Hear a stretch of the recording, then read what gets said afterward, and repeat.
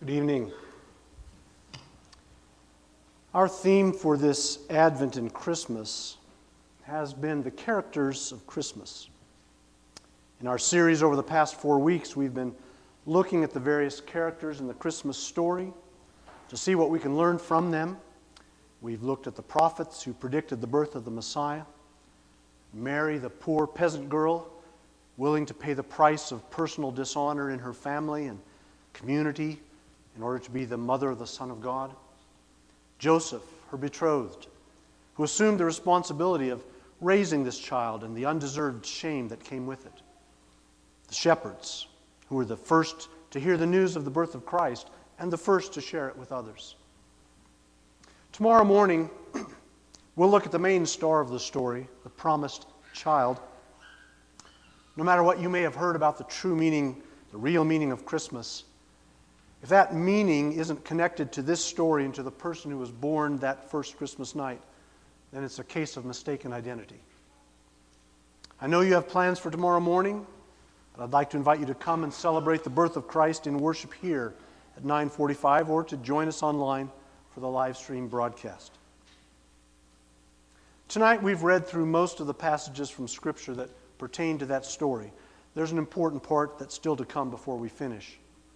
But tonight, we're not going to be looking at any of the major characters in the story. Instead, I'd like to focus our attention on some minor characters whose presence in the story is far less visible and whose significance is far more subtle. And as we look at them, I'd like us to see not only who they were and how they contributed to the story, but how they responded to the events that blessed night.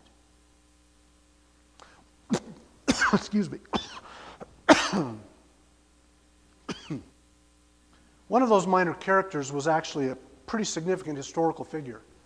And that is the king of Judea at the time, Herod I, the Idumean, more commonly known as Herod the Great. Herod, who ruled over Judea as a client king, subjected to the overlordship of Augustus, the Roman emperor. He was an able and effective governor if what you want from your rulers is massive building projects that employed a lot of people and garnered prestige for the king. On the other hand, the funds needed to pay for those building projects added to an already oppressive level of taxation on the people and emptied the government's coffers, leaving the nation at risk of financial collapse. Not the first nor the last time that has been the case. Then there was the basic problem of his paranoia and obsession with eliminating anyone whom he perceived to be a threat to his power, which led to a lot of spying on people, accusations that were trumped up and levied against those he identified as enemies or rivals, executions of numerous individuals, including several wives and a couple of his sons. It isn't difficult then to imagine this same paranoid, power-hungry ruler obsessing over a perceived threat from a child reputed to have been signified as the king of the Jews who had recently been born nearby, and then taking the horrific action that he did of sending soldiers from his guard to kill all the male children under the age of 2 who were currently living in or near the village of Bethlehem. His response to the birth of the Messiah, the promised ruler whom God sent to deliver his people from their oppressors, was to do whatever it would take to maintain his own power and his control, even if that meant destroying the very gift that God had sent, the gift that was the only way to save Herod from himself. But even though Herod is the villain in the Christmas story, he's not the only one whose response to the birth of the Messiah is suspect. True, his is the most awful, the most sickening. We cannot imagine taking such measures or understanding someone who would. Yet, be careful that you do not dismiss Herod's response too quickly as something impossible. Our world is not nearly as different as we want to believe we are when it comes to finding excuses to justify the elimination of those who stand in the way of gaining or maintaining power. Again, not the first or the last time that's been done. But there are others in the Christmas story with responses that give us pause, or should give us pause. for in their responses we can more easily see ourselves. Take, for instance, the response of the scribes, the religious experts whom Herod consulted when he was informed by the visitors from the east who had told him they had come to see the new king of the Jews who had been born. Well, Herod called in these scholars to ask them where the Messiah would be born. And they answered accurately that Micah the prophet had predicted that the Messiah would be born in Bethlehem. Yet none of these religious scholars thought it odd that a person like Herod, who cared little for matters of religion and was certainly not an observant follower of Jewish faith, should suddenly be concerned about prophecies about the Messiah. Apparently none of them thought to question the surprising caravan of obviously noble visitors who had come to inquire of the king about their reason for being in Judea. And none of them paused for even a moment to consider if they should make the short 5-mile journey from Jerusalem to Bethlehem to see if there was anything to these rumors that were spreading around among the inhabitants of the village that a certain couple's newborn child had been visited by shepherds, claiming that God had sent angels to them, informing them of the birth of the Messiah, and told them where to find him. No, there was no time to waste following up on rumors and stories and claims of divine announcements. There were legal matters to attend to. There were sacred texts to study and debate, prescribed religious rites to observe. They were far too busy to investigate whether God had interrupted human history and overturned absolutely everything in a small home in a village less than 2 hours away from where they stood. And then there are the characters who were the closest to the action that night. In the usual telling of the story, we call them the innkeepers, except our usual translations are probably at fault here. The word that's translated in older translations, it can mean that, but it's translated elsewhere in Luke as guest room, as you heard tonight in the reading. It's a much more likely meaning. It's a more historically accurate description of the options for lodging that Joseph and Mary would have sought out in Bethlehem. The little village of Bethlehem may have been large enough to have an inn, but inns in the first century were not like our motels today, and certainly not like the establishment you see in the background of the picture on the front cover of your bulletin. I do love the irony in this picture, the humble nativity scene in front of the mammoth, plush, and exquisitely named Royal Hotel.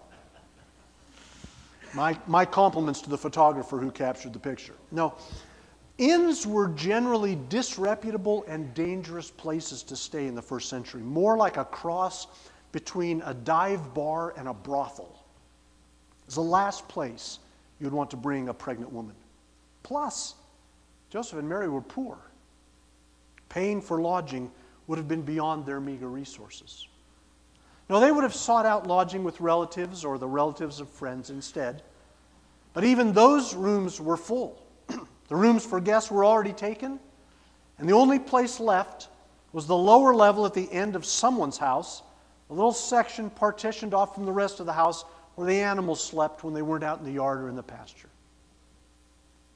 So if the character we're looking for isn't the innkeeper, whether we think of him as harried and flustered by the crowd but kindly, or we think of him as Scrooge-like, only concerned about his profits. Well, if that's not who it is, who is it? That would be the relatives. The ones whose house in the lower room Joseph and Mary are huddled with the animals while she gives birth. They're the ones who, quite frankly, are a little weary of being the folk who have to give hospitality to all the travelers. They may be family, and if so, then it's quite likely that they've heard about Mary and Joseph and the situation.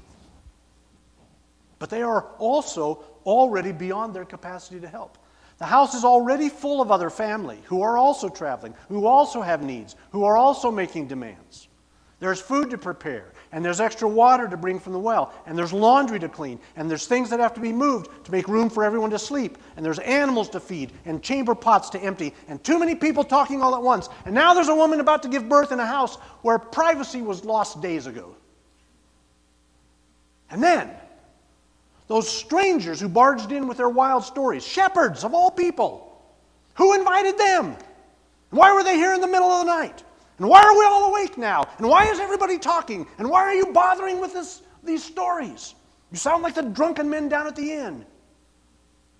Why are you interrupting our tiny bit of peace in this madhouse of demands and stress at a time when we're doing our very best, the best we can to take care of these people around us and be good hosts and just try to make it through another week? Why are you bothering us with these crazy stories about angels and a baby and a Messiah?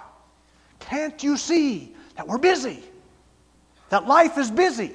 That we're full up and all we can take just to get by? So take your story somewhere else and bother somebody else. Have you ever been there? Over the edge with responsibilities, trying to keep everybody happy? Giving as much as you can give, and you don't have any room for anyone else to ask for anything at all. And the roller coaster or the spin cycle is taking you about as far as you can go. And you just want everything to slow down, for everyone to go away so you can just go back to ordinary day-by-day living. You're busy. You're too busy to listen to a story, even to a story that could be more than just another story. A story that could be the most important news ever heard on this planet. Just let me get through this Christmas, enjoy the time somehow, get on to the next thing, put the baby with the animals, I'll clean up the mess later. Or maybe you're the type who's got more important things happening right now. There are world crises you need to attend to, or at least check Facebook every 90 seconds to see what's been posted. There are issues that matter, causes that must be championed.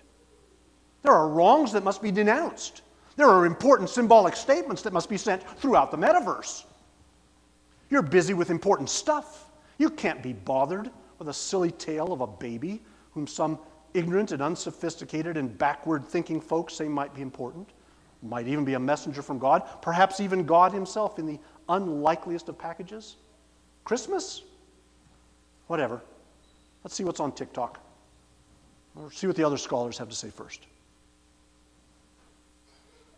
I suppose there's also the possibility that you might be the type who actually couldn't care less whether the story's true and who the child may be, because you're also busy. Busy pushing forward with your own personal agenda, your cause, your plan for success or fame, or whatever it is that you want to do. You'll just ignore him if possible, and yet if he's a threat in any way to your position or your cause or your future, then you're going to do whatever it takes to eliminate him and anyone who claims him. Christmas? Yeah, nice time for a vacation. And let's get back to business, back to the stuff that really matters in life, at least in your life. No one matters, at least no one who matters will care about the baby once it's gone. There's another better place to be in this story. There's a better character you can be, because somewhere in this story, between the lines, is the unknown, unnoticed person who's hearing the story. She's the relative who's paying attention to what the shepherds are saying. The neighbor who's listening to what they said the angels said.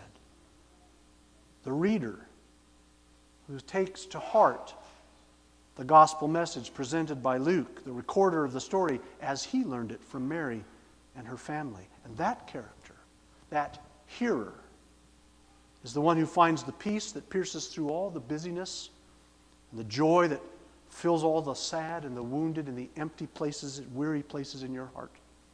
Take her place in the story, and you'll find Christmas as it was always meant to be. That's another reason I like this picture on our bulletin tonight, because it really captures the essence of this search for these hidden characters. Behind, in the background, are all the lights in the offices of the people who are busy with important stuff. Too busy to take time to come down to the nativity scene. And off to the side are the people taking pictures. They're the ones who love the pageantry and the sentiment of Christmas, because the nativity for them is a picture that makes them feel good, even though they have no reason that it should. It's just a nice symbol. But inside the nativity are two figures who are bowed down and focused on the child. And that is the posture of someone who understands Christmas, who has found the right place to be in the story here. to be here to worship the babe who is Messiah, the Lord.